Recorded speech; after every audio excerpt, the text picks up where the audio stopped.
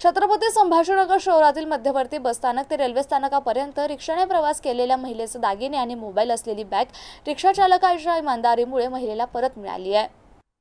याबाबत अधिक माहिती अशी की मध्यवर्ती बसस्थानक येथून एक महिला वाल्मिक जगन्नाथ विसपुते यांच्या रिक्षात बसून रेल्वे स्थानक येथे जात असताना रेल्वे स्थानकावर उतरल्यानंतर महिलेची बॅग रिक्षात विसरली होती।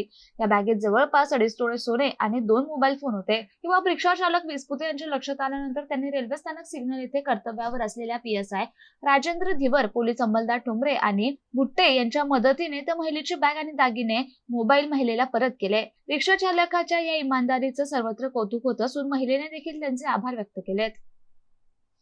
प्रकरण असं होतं की मी ऑटोमध्ये बसल्यानंतर मी बॅग विसरले होते ना तिथे।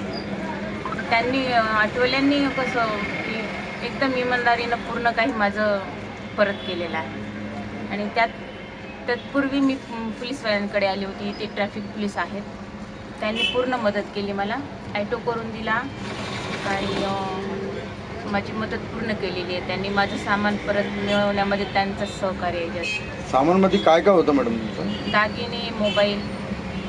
किती तोळा होतो? जवळपास 2 तोळ्याचे जवळपास दागिने आहेत आणि 2 मोबाईल आणि माझं सामान आहे बाकीचं, कपडे वगैरे बॅगमध्ये।